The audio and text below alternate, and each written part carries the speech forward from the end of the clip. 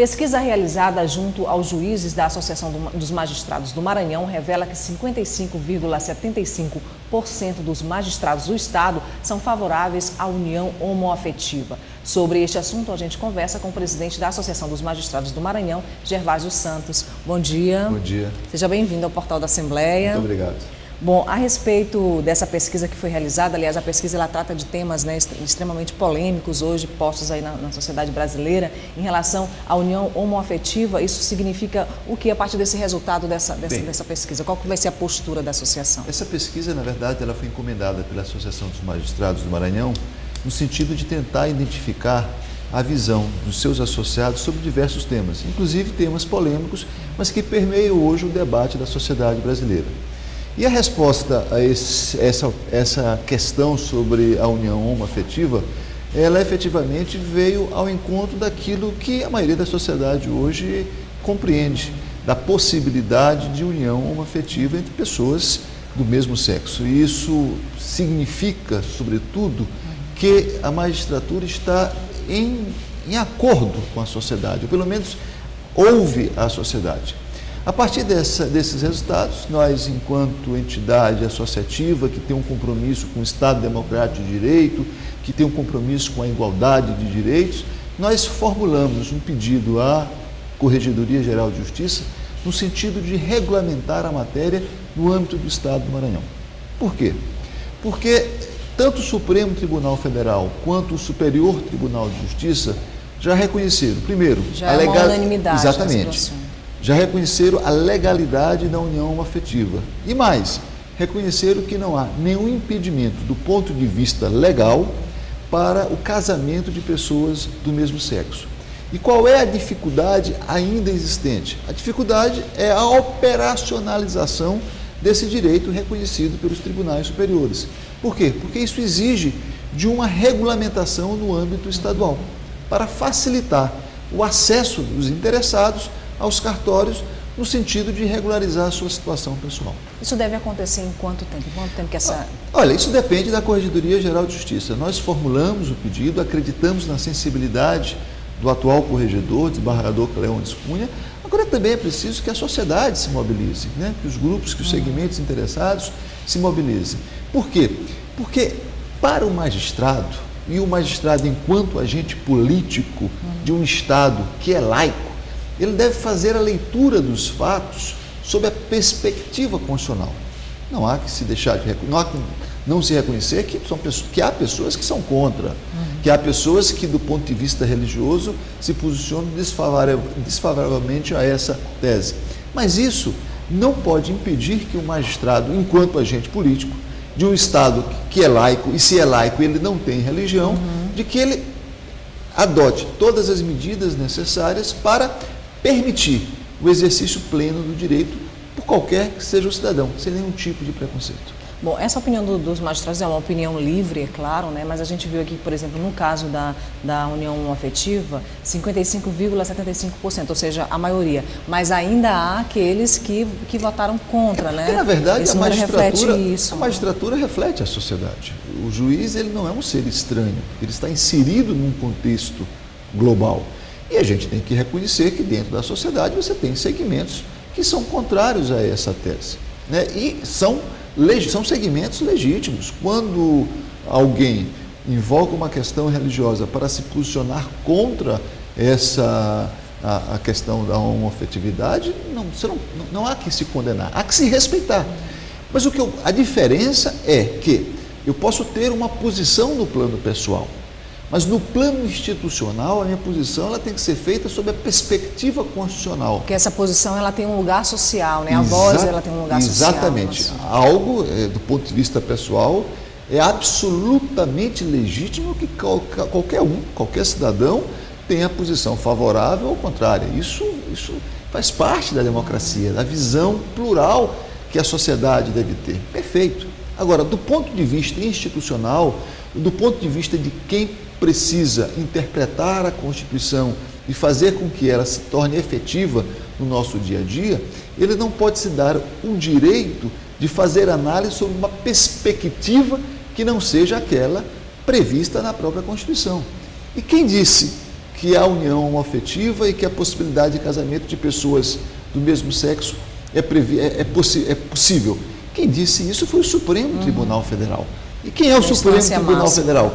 É a instância máxima, é o órgão pela qual a Constituição diz que cabe a este órgão dar a última palavra sobre a interpretação da Constituição. E ele diz claramente, a união homoafetiva é legal, o Superior Tribunal de Justiça diz, não há nenhum impedimento para que pessoas do mesmo sexo possam casar.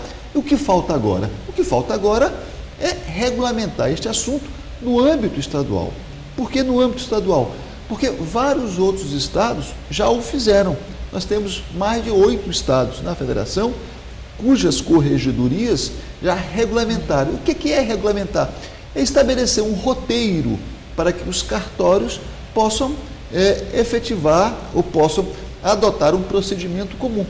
Porque na medida que você adota esse roteiro, na medida em que você estabelece esses requisitos, você facilita o exercício da cidadania por esses segmentos. Hoje, se um casal homossexual se dirigir a um cartório para fazer, para celebrar a sua união homoafetiva ou mesmo o casamento, ele vai sofrer algumas dificuldades. Em que sentido? Porque aquele cartório, ele não tem ainda a orientação da corregedoria, que é o órgão a quem cabe dar esta orientação, de como proceder. E foi justamente isso que nós pedimos à corregedoria, de que regulamente o assunto, porque ao regulamentar, estará atendendo a sua função constitucional, estará operacionalizando uma decisão do Supremo Tribunal Federal no plano estadual, estará assegurando o exercício pleno do direito, independentemente de preconceitos. O senhor acredita que depois dessa divulgação, né, depois que esses 8 estados já regulamentaram essa questão e agora o Maranhão está caminhando nesse sentido, e o resultado dessa pesquisa, essa nova cultura pode nascer também dentro da própria Associação dos Magistrados, ou seja, esse trabalho, né, de conscientização? O que nós esperamos é que, na verdade, esse tema seja debatido, né, e haja uma posição de todas as instituições, não apenas da Associação dos Magistrados, na Assembleia. Esse é um excelente tema para ser debatido aqui na Assembleia Legislativa, na Comissão de Direitos Humanos, porque o que é importante? Uma democracia plena, né, um Estado democrático forte, ele somente será alcançado se nós conseguirmos vencer essas barreiras do ponto de vista institucional, né? A grande luta da magistratura brasileira e, portanto, das suas associações de classe é garantir a todos os direitos, a todos os cidadãos, os direitos previstos na Constituição. Essa é a grande luta. Na medida em que todos somos iguais perante a lei, todos devemos ter um tratamento igualitário, independentemente do sexo, independentemente das opções sexuais, independentemente da cor, independentemente da religião, enfim, somos todos iguais. Bom, é importante, né, que uma associação que reúne os magistrados tenha feito essa pesquisa e não só feito a pesquisa, né, internamente, mas divulgado isso, tornado isso público para que as pessoas conheçam, né, a opinião do magistrado maranhense. Em relação ao aborto, por exemplo, 44,21% do total de magistrados são contra e 40,81% são favoráveis. 14,96% não souberam responder. Essa é uma questão extremamente delicada porque aí envolve, né, o princípio da vida, a questão religiosa que está muito mais presente. Exatamente. Né? Confesso, inclusive, que este resultado, na forma, ele me surpreendeu. Foi surpreso. Mas isso demonstra também um processo de evolução da própria sociedade. A gente sabe que há um debate muito forte sobre a legalização ou não do aborto. E o que é importante, né, e eu acho que essa mensagem também deve ser transmitida a todos, é de que o magistrado, ele é um cidadão como outro qualquer, que tem as suas preferências religiosas, que tem as suas opiniões sobre temas controvertidos, e na medida em que a gente faz esse tipo de pesquisa e divulga o resultado, a gente pretende, com isso também, desmistificar a imagem do magistrado. Há um sentimento na população de que o magistrado é um ser distante. Muito pelo contrário. Um ser distante da sociedade. Da sociedade, muito pelo contrário. O magistrado está inserido na sociedade. E é um sujeito social também. É um agente político, um agente social. E, muitas das vezes, ele também está insatisfeito com o status quo. Falam da lentidão do judiciário. Não existe ninguém mais insatisfeito com a lentidão do judiciário do que o próprio magistrado. Por quê? Porque ele trabalha de manhã, de tarde, de noite e não consegue, em função do volume de processos, né, do volume de demandas, dar vazão a todos os casos. Aquilo causa um sentimento de insatisfação pessoal, aquilo causa uma frustração. Então, na medida em que o magistrado, em que nós realizamos uma pesquisa dessa, e que o magistrado diz, olha, 44% é contrário, 40%. Há quase um empate técnico, considerando que a pesquisa ela tem uma margem de erro da ordem de 3%. Significa dizer que os magistrados estão abertos a essa discussão. E todos, e é muito importante se dizer isso, sobretudo neste espaço, de que são temas que devem ser debatidos amplamente na Casa Legislativa. Porque é aqui que se fomentam as grandes ideias e os grandes debates. Um diálogo aberto aí com todas essas instituições. Com todas as instituições. Nós, por exemplo, estamos abertos a qualquer tipo de debate a respeito desses temas que interessam à sociedade. Bom, um outro assunto que foi pauta aí dessa pesquisa foi a questão da maioridade penal, onde 62,58% dos entrevistados disseram ser favoráveis, né, à questão da redução da maioridade penal, né. Na semana passada, aqui no portal da Assembleia, nós pautamos a situação da FUNAC hoje no Maranhão, né, portanto um tema extremamente polêmico, e a gente vê aí a ação, né, das promotorias. O Estado deveria ter interditado, né, a unidade da Maiobinha e não interditou, ainda há 9 presos. Ontem foi feita uma vistoria pela promotoria de São José de Ribamar no local e nós acompanhamos isso, e essa é uma questão delicada. E uma fala do Carlos Henrique Brasil, do promotor Carlos Henrique Brasil aqui no nosso programa, é de que muitos desses adolescentes que estão na unidade da FUNAC, antes de cumprir sua pena, já saem de lá direto, né, para a execução penal, por conta, né, de assumirem os 18 anos. Essa é uma questão que precisa ser discutida a fundo ainda no Brasil, até por conta da fragilidade das nossas instituições. Eu queria chamar o primeiro aspecto. Toda vez que o menor comete um delito e, por conta da legislação, ele acaba sendo solto no dia seguinte, 2 dias depois, enfim, acaba sendo liberado, é comum ouvirmos nos setores da sociedade, na própria imprensa, críticas ao judiciário. Né? Sobretudo aquela crítica, aquele bordão famoso, a polícia prende, a justiça solta. E essa pesquisa, ela demonstra o seguinte: os próprios magistrados, que são os responsáveis pela aplicação da legislação, também, na sua maioria, não concordam com o conteúdo da legislação que aplicam na questão da minoridade penal. Então, é importante que a população compreenda de que, muitas vezes, o magistrado ele tem os seus limites. E quais são os limites? É o que prevê a lei. Ele não pode aplicar aquilo que não está previsto na lei. Então, ao se posicionar 62%, é um número bem expressivo. Favorável à redução da minoridade penal, a magistratura maranhense está dando um sinal de que, em certa medida, concorda com os anseios, né, expressos pela sociedade, cujas pesquisas têm demonstrado também de que a maioria da sociedade é favorável à redução da idade penal. Eu só queria complementar dizendo que, para resolver esse problema, não basta tão somente reduzir a idade penal. Se nós não cuidarmos dos nossos presídios, se nós não tivermos um cuidado com o processo de reabilitação, se nós não tivermos a compreensão de que quem cometeu um crime pode e deve ser recuperado. A gente está enfrentando esse problema bastante emblemático, né? Uma unidade que é para o cumprimento de medidas socioeducativas, que não consegue dar a esses meninos essa reinserção social, né? Esses meninos saem de lá direto para a execução penal ou saem de lá e retornam novamente sem a devida aplicação do SINASE, né, do sistema. É que, na verdade, há uma incompreensão sobre essa questão, sobretudo pelos órgãos públicos. Né? Há uma incompreensão de que o raciocínio de que essa questão ela não dá voto. Essa é uma grande questão, é uma grande preocupação. Então, você observa a ausência quase absoluta de políticas públicas voltadas para a recuperação do presidiário ou para a recuperação do menor infrator. Sem se aperceber de que esta ausência de políticas públicas, ela, na verdade, ela vai causar no futuro um mal maior à sociedade. Porque hoje as nossas prisões, infelizmente, elas não recuperam, muito pelo contrário, em muitos casos, elas servem como uma espécie de especialização para o mundo do crime. Então, ter uma atenção especial com as penitenciárias, com instituições, né, que tratam dos menores infratores, é, sobretudo, cuidar da segurança pública no futuro.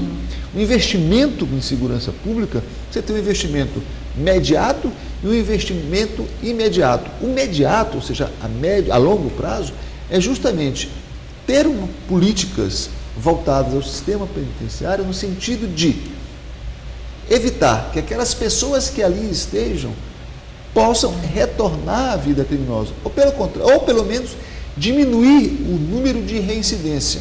Se nós conseguirmos isso, certamente a segurança pública melhorará muito. E o interessante é que a maioria da população ela clama por mais segurança e, ao mesmo tempo, paradoxalmente, ela quer que quem fique preso, né, seja realmente esquecido. Quando se esquece de que aquele que está preso um dia vai sair. E se ele não voltar recuperado, reabilitado, ele vai voltar a cometer crimes. E a segurança pública vai se fragilizar mais ainda. Então, cuidar de quem está lá, né, é também, e sobretudo, cuidar da própria segurança pública. E quando a gente fala do preso que está lá na penitenciária e do menor infrator que está lá sob as medidas socioeducativas, a gente pode pensar que este menor e este preso, ele foi vítima da ausência do Estado, né, antes de cometer os seus delitos. Em né? muitos casos, sim. Tá? Muitos casos, sim. Então, apenas retomando aqui ao tema, a mera redução da idade, ela não resolve o problema. Não está comprovado que isso vai acabar com a violência. Não vai resolver né? o problema. O que ela vai, naturalmente, ela pode, dentro de outras medidas, né, que devem e podem ser tomadas, ela pode justamente minorar a questão da segurança pública. Por exemplo, podemos sim reduzir a idade penal, né, mas com algumas diretrizes. Por exemplo, presídios específicos para o menor de 18 anos. A necessidade de que esses presídios tenham uma instrução efetiva, profissionalizante para esses menores. A possibilidade de redução da idade penal apenas em determinados delitos e não em todos os delitos. Enfim, há que se ter uma série de medidas que possam tornar efetiva, né, a punição daqueles que cometem delitos. O que a pesquisa indica, claramente, isso é importante que se diga, é que também o magistrado, né, enquanto cidadão e enquanto magistrado, ele não está satisfeito com a atual sistemática e que ele também é um crítico desse sistema. Embora, quando o tema é discutido no âmbito da imprensa, discutido nos fóruns sociais, o judiciário acaba levando uma culpa que definitivamente, nesse caso, não lhe pertence. Bom, a gente tem discutido muito no Brasil, ultimamente isso tem vindo à tona com mais fervor, agora no início desse ano, no final do ano passado, a questão da independência, né, entre os poderes. Isso em alguns momentos aí, de episódios, esses poderes se chocam, né, nessa busca, né, do seu papel social aí na sociedade, da sua fala, né, de autoridade. O que está na pauta agora da Associação dos Magistrados do Maranhão? Né? O senhor falou também de lentidão da justiça, né, dos processos. O que está hoje como prioridade da associação? Olha, hoje nós temos um quadro, não só no Maranhão, mas no Brasil como um todo, de um volume enorme de ações. Para se ter uma ideia, do ano de 90 para hoje, nós praticamente quadruplicamos o número de ações. Hoje existe